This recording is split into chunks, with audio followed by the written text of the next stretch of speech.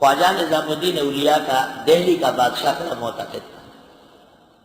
اکثر وہ آتا تھا، کبھی حضرت بھی تشریف لے جائے دربار، بڑا خوش ہو جاتا تھا بادشاہ. تو وہ چلا گیا، مر گیا. دوسرا بادشاہ ہے، بڑا بدماش ہے، ہمارے بدماش کی ضرورت ہے. تو اس نے خواجہ صاحب کے بارے میں مشہور کیا کہ انہوں نے خزانہ لوٹا ہے. اور خواجہ صاحب کو کہا کہ مشورہ کیا کہ خواجہ صاحب کی عزت کیسے خراب ہوگی. خدا کی شان ہے، جو علماء اولیاء بادشاہ کے پاس آتے جاتے ہیں، عوام میں ان کی عزت ختم ہو جاتی.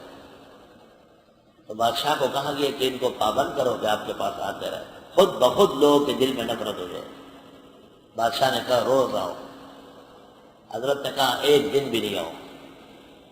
نے کہا آنا پڑے گا. کہ نہیں آؤں گا. کہا پکڑ کے لے آؤں گا. پکڑ کے لے جائے، دیکھ لے کہ تو پکڑ سکتا ہے. کہا میں بادشاہ ہوں تو میں نے بڑے بادشاہ کو دیکھا ہے. میں نے بڑے بادشاہ سے کہا ہے کہ اس چند روزہ بادشاہ سے میری جان چرائے. وقت آ گیا بہت خطرناک. بادشاہ نے فوج بھیجی. امیر خسرو جیسے اور امیر اعلیٰ سنجری جیسے لوگ حضرت کی خدمت میں آئے کہ بادشاہ نے پالکی بھیجی ہے، اس میں آپ بیٹھے اور ہم بھی ساتھ ہوں گے اور ذکر کرتے ہوئے جائیں گے. حضرت صاحب ہنس پڑا.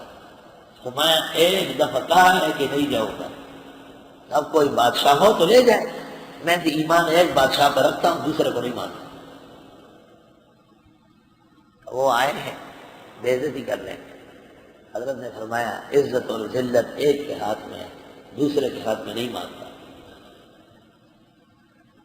تو کیسے کامل لوگ تھے، کیسے باقی قد خدا کے سچے ولی. وزیر اندر آیا، السلام علیکم حضرت. بادشاہ تھوڑا سا ناراض ہے اور آج کا دن آپ خیریت سے گزار دے، چند قدم آپ لے لیں، ہم کہیں گے کہ وہ آ رہے تھے، ہم نے روک لیا. حضرت نے کہا خدا کی قسم اپنے اس دروازے تک بھی بادشاہ کے ارادے سے نہیں جاؤں. ٹھان دیے کہ میں نے نہیں جانا. وزیر اندر تھا، فوج کا سپرسالار، اور حضرت سے گفتگو ہو رہی تھی. دوسرا بادشاہ ہے، بادشاہ کو وہاں بال بچ کے قتل کر دیا اور وزیر کو پکڑنے کے لیے اس کی فوج خانقاہ میں داخل ہوئی. حضرت نے کہا کیا ہوتا ہے؟ حضرت اس کو پکڑنے آیا، اس کا بادشاہ قتل ہو گیا. حضرت نے کہا میں نے کہا تھا کہ فقیروں سے نہ لڑے، فقیروں کا خدا بہت زورا ہو رہا ہے. وَلَا يَحْزُنْكَ اللَّهُ يَحْزُنْكَ الَّذِينَ، وہ پیغمبران غمگین نہ ہو، ہم ساتھ ہیں. وہ علماء وہ اولیاء راسخین، تم کیوں غمگین؟ حضرت صاحب سے امیر خسرو اور اعلیٰ نے پوچھا کہ اتنے اعتماد، اتنا بھروسہ، اسباب کے درجے میں تو بادشاہ سب کچھ کر سکتا ہے. کہا جب بادشاہ کی شدت بڑھ گئی، ظلم انتہا پہ پہنچ گیا، میں اپنے رب کی طرف متوجہ ہوا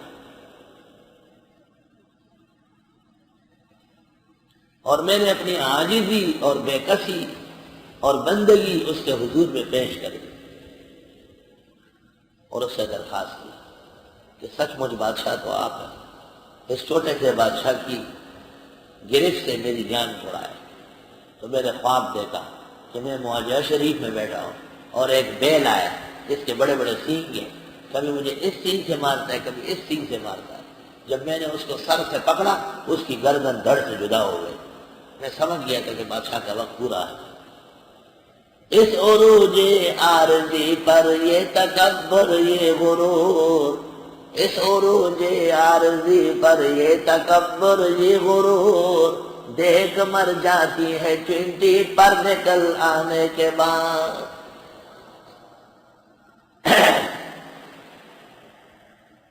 سماعون للکذب، بہت سنتے ہیں جھوٹی باتوں کو. مدرسوں میں یہ طلباء ایسے ہیں، علماء ایسے ہیں، ان کو بات سمجھ جاتی ہے اور شکر نہیں کرتے کہ آپ کے ملک میں خزانہ آ جائے. لوگ تو باہر لے جانے پر گرفت کرتے، آنے پر تو خوش ہوتے ہیں. اکالون للسحت، بہت کھاتے ہیں حرام کو. فَإِن جَاءُوكَ، پس اگر یہ آپ کے پاس آئے، فَاحْكُم بَيْنَهُمْ، فیصلہ کرو ان کے درمیان، او اعرض عنہم، یا نہ کرو ان کا فیصلہ. مت کرو فیصلہ، چلو یہاں سے، ہم نہیں کرتے تمہارا فیصلہ، کوئی ضرورت نہیں. وَإِن تُعْرِضْ عَنْهُمْ، اور اگر آپ منہ موڑیں ان سے فَلَن يَضُرُّوكَ شَيْئًا، وَإِنْ حَكَمْتَ، اور اگر آپ فیصلہ کرے فَاحْكُم بَيْنَهُمْ بِالْقِسْطِ، بس فیصلہ کرے ان کا انصاف سے، ان اللہ يحب المقسطین، بے شک اللہ پسند کرتے انصاف کرنے والوں کو.